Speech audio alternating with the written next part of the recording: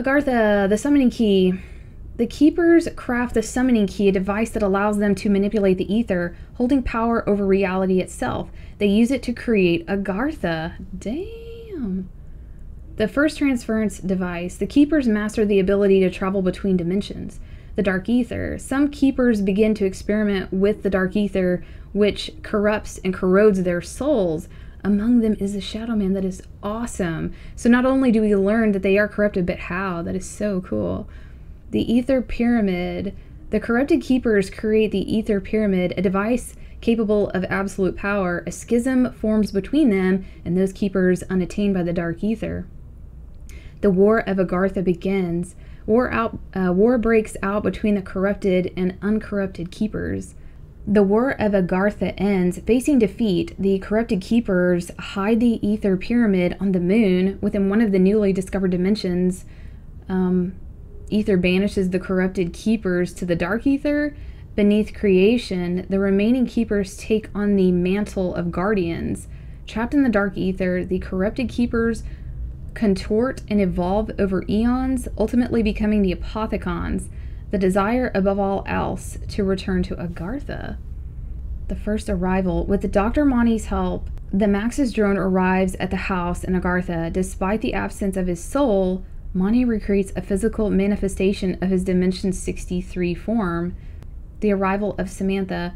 Mani brings Samantha to the house, reuniting her with the Dimension 63 incarnation of her father. Samantha's corruption. Knowing that Samantha is corrupted by the dark ether, Mani takes her away from Maxis and the house. The isolation of Maxis. Alone in the house and missing his daughter, Maxis wonders if Richthofen will have the courage to fulfill the vow he made all those years ago.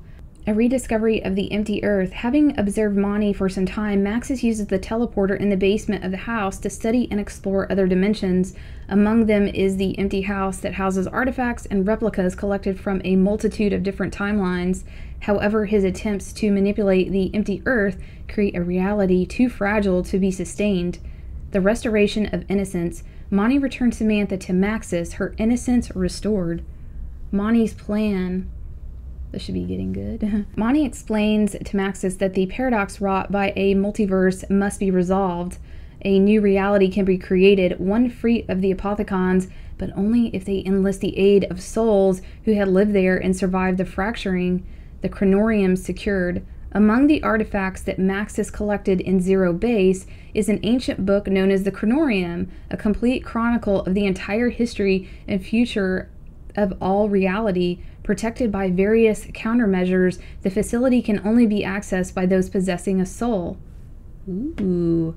Richthofen's journey begins. Maxis tells Richthofen the plan to secure the Chronorium and locate the summoning key. Hearing the echoes of his other selves, Richthofen discovers his connection with Samuel Stuhlinger and decides to use Victus to acquire the Chronorium. The manipulation of Stuhlinger. Having overseen the construction of a laboratory beneath Alcatraz, Richthofen returns to the house where he begins to communicate with Stuhlinger. Together they persuade Victus to travel to a variety of locations in order to recover the Chronorium. The Chronorium retrieved. Upon arriving at Zero Base, Victus provides blood samples that allow them to access the empty earth and recover the Chronorium. The blood acquired. Richthofen collects the Victus blood samples from undead Richthofen. Oh, Victus is, are they talking about the transit crew? I think they might be talking about the transit crew. Okay. Or the, yeah, okay. The arrival of Edward. Richthofen collects Eddie's innocent soul from Dimension 2210, and Mani gives him a physical form in the house. That's cool. Samantha meets Edward. Eddie and Samantha meet each other for the first time. Samantha writes in her diary that Edward doesn't like to share toys. The happiness of children. Mani brings Eddie and Samantha more toys. The fragility of memory.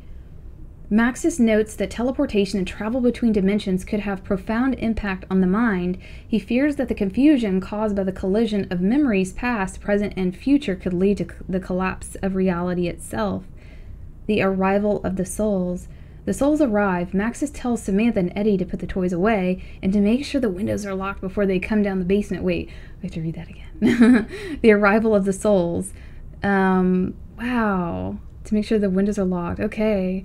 The children reborn. As each soul arrives, Mani transforms them into their younger selves and returns their innocence. Unbelievable. The arrival of Primus. New soulless Primus brings the summoning key to the house, where Maxis unwittingly releases the Shadow Man, who in turn frees the Apothecons from the dark ether, unaware that they will be wiped from existence once they have served their purpose. Primus battles alongside Mani in his final battle against the Shadow Man. Revelations. With the Shadow Man and the Apothecons vanquished, Mani discovers that Primus has consumed the blood of souls from dimensions that no longer exist. The paradox must be resolved. That is amazing to read. Fractures. October 13th, 1945, The Giant. As a zombie outbreak occurs, Primus, Dempsey, Takio, and Nikolai confront Ultimus Richthofen moments after he teleports Maxis and Samantha. As they try to reason with him to wake their counterparts, Primus Richthofen arrives through the teleporter and kills his Ultimus self, triggering fractures across space-time. As Primus fights the undead, Group 935 secure the Dempsey subject and transport him to Derizen. Primus pursues them in a German Giant. October 29th, 1945. Dr. Groff takes control of Group 935 in Richthofen's absence, not realizing his fate at the hands of Primus. October 31st. In the wake of haunted dreams and rumors that Samantha may be roaming Griffin Station, Groff worries the MPD may be corrupting the facility. November 5th. Recovering the Dempsey subject from rocket bound for the moon, Richthofen secures his soul and reveals to Primus his intention to set things right. Primus destroys Griffin Station and the moon. Protodome fracture. April 12, 1942. Overrun by the undead, the Rising Sun facility is lost. July 8, 1942. Division 9 begins construction of the island facility. October 9th. With construction complete, Division 9 continues their projects at the island facility. November 5th. Takio is dispatched by the Emperor to oversee the work of Division 9 at the island facility. Division 9 expands experimentation to include use of prisoners of war, Division 9 staff, arachnids, and mystical beasts. Takio reports to the Emperor the work being done at the island facility is unacceptable. On the order of the Emperor, Takio is taken prisoner by Division 9. He is used as a test subject for their organic plant-based experiments. Oh, this is really cool. September 13th, Cornelia attempts to send a transmission to Peter McCain telling him to rendezvous at the abandoned Rising Sun facility. October 1st, Primus secures Takio's soul after they have him commit seppuku. Seppuku. Okay, Google, what's seppuku? Seppuku, another term for harakiri. Richthofen takes the crew to Dimension 63 to collect their blood for the insurance policy. They return to the island before traveling to... Okay, read that again. That's important. October 1st, 1945, Zetsubo Noshima. Primus secures Takio's soul after they help him commit seppuku.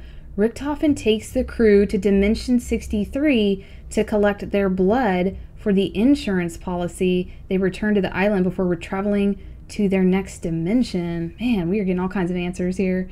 October 18th, 1945, Peter McCain makes his jump into Shinonuma as a temporal rift opens below him. As a result of Primus universe fractures, the rift teleports him into Grod Krovi. So we're getting so many answers here. This is really amazing. Again, I'm going to have this link down below so you guys can read it. There's a lot to think about here. I really appreciate you guys watching this. Today's been a really special day for all of us. Thank you guys, and we'll see you on the next video.